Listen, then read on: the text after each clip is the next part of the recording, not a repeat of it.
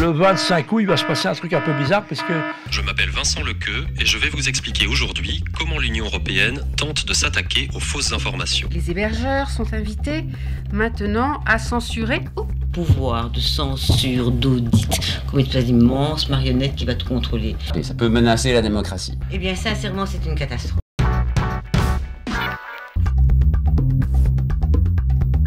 Première information capitale dont on parle un petit peu, mais qui est vraiment fondamentale par rapport à la mise en question des droits fondamentaux, de la liberté d'expression et d'opinion, c'est cette fameuse DSA, Digital Service Act. C'est la réglementation européenne qui va entrer en vigueur pour une première tranche de médias le 25 août prochain. Cette réglementation vise bien sûr à protéger les internautes. Avec Internet et les réseaux sociaux, les fausses informations se diffusent beaucoup plus rapidement et beaucoup plus largement.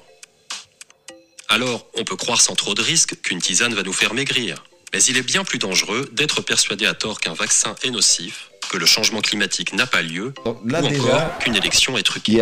c'est un petit dérapage, parce que finalement, on a été justement victime de ce genre de censure, où on diffusait des informations sur le vaccin, et on disait soi-disant que c'était faux, et se sont révélés vrais. Donc du coup, la question est toujours qui décide ce qui est vrai et ce qui est juste ou pas. C'est donc l'autre point essentiel, la désinformation peut dans certains cas menacer la démocratie. Donc alors on va voir surtout la suite. Orchestrée par des puissances étrangères comme la Russie ou la Chine. Donc en fait, en gros, c'est vraiment grave si ça vient de l'étranger. Mais si ça vient d'autres pays amis, entre guillemets, ou si ça vient de son propre gouvernement, visiblement, ça c'est moins grave. Qui était paradoxalement promu par les démocraties quand il s'agissait du printemps arabe, quand il s'agissait de promouvoir la démocratie dans les dictatures. Aujourd'hui, en fait, l'appel à la révolte, c'est considéré comme une menace à la démocratie fondamentale et donc susceptible d'être immédiatement sanctionné. C'est là que le bas blesse et qui pourrait nous mettre en danger, toutes les formes d'information qui veulent être libres, qui veulent avoir une liberté d'opinion réel. L'objectif de l'Union, c'est plutôt de limiter la propagation des fake news. Dans sa panoplie, on trouve tout d'abord un code de bonne pratique contre la désinformation. Si on fait le prolongement de ce qui s'est passé pendant la crise Covid, ça voudrait dire aussi que, effectivement, tous les délits d'opinion qui mettraient, par exemple, en cause les vaccins, ou le port du masque, ou toutes les mesures liberticides qui ont été appliquées, eh bien, on serait jerké directement. On a déjà été, nous, par YouTube, bien sûr. concernant les vaccins, mais ici, ce serait officialisé, et disons que les plateformes seraient poussées à le faire, en fait. Parce que sinon, il risque quand même des amendes énormes. Les amendes énormes, c'est 6% du chiffre d'affaires mondial, donc ça peut aller jusque-là. Les très grandes plateformes qui vont être concernées, donc on parle de YouTube, Facebook, Instagram, Twitter, ainsi que les moteurs de recherche de type Google, Bing. Par exemple, Meta a déjà annoncé qu'ils avaient engagé 1000 nouveaux salariés à temps plein pour contrôler les contenus qui seront diffusés sur les plateformes en Europe. Elles deviennent responsables du contenu qui est diffusé sur leur plateforme. Auparavant, les éditeurs étaient responsables du contenu et les diffuseurs, finalement, avaient une sorte de passe-droit. Et qui décide de ce qui est vrai ou pas? Moi je sais qui décide. Eh bien, apparemment, nous allons avoir droit à des signaleurs de confiance. L'Union européenne ou les États vont désigner des personnes qui vont contrôler l'information, et c'est elles qui vont décider si elle est juste ou pas.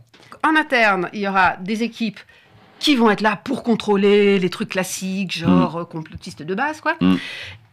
Ensuite, les usagers aussi, les internautes, seront invités à dénoncer les contenus qu'ils jugent offensants, haineux, désinformation, etc. Un système de délation, à mon avis, complètement incontrôlable. Mais surtout, il y aura ces fameux signaleurs de confiance. Désolé, j'ai du mal à me rappeler ce nom, ce nouveau terme, n'est-ce pas? Novlangue, qui donc auront quelque part une sorte de crédibilité officielle pour faire la chasse aux fausses informations. Aux mauvaises informations, un errement aux plateformes. Tout de suite, hop, elles pourront réagir tout de suite parce que ce sont forcément des interlocuteurs de confiance. On voit bien qu'en fait, l'objectif, c'est d'essayer de vérifier que l'information correspond à peu près à ce que les gouvernements et à l'Union européenne a décidé qui était juste ou bien, donc qui va dans le sens de sa politique. Donc du coup, effectivement, là, c'est un grave danger pour la démocratie, puisqu'il n'y a plus de contre-pouvoir, on ne peut plus contester ce que dit le gouvernement ou ce que dit l'Union européenne, c'est d'office taxé de fake news, et donc, tu n'as pas droit au chapitre, on ne te voit pas. Légalement, ils vont pouvoir censurer absolument tout ce qu'ils veulent sans aucun texte fondamental, sans aucune définition. Donc il faudra être un peu plus clair sur les contenus et je pense qu'ils ne le seront pas. Parce qu'ils vont renvoyer le bras armé, ce ne sera pas eux, ce seront les plateformes, avec une épée de Damoclès chaque fois énorme financière. Oui. Dans la directive européenne, ils listent 4 catégories de risques.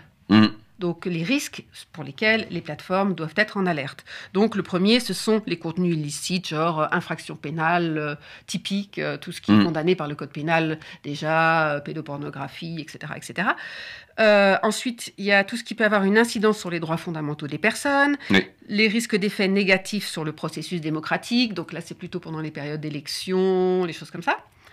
Et la 4e catégorie, attention, on ne s'y attendait pas, c'est les effets réels ou prévisibles sur la protection de la santé publique ou des mineurs. Tiens, protection de la santé publique. Mais là, effectivement, très rapidement, on voit qu'en fait, c'est vraiment une censure déguisée, donc c'est-à-dire qu'on va pouvoir retirer des contenus. En fait, plus tellement déguisée. La Commission européenne est chargée de faire la police. Il y aura donc des audits au niveau des plateformes, mais il y aura également un audit au niveau européen.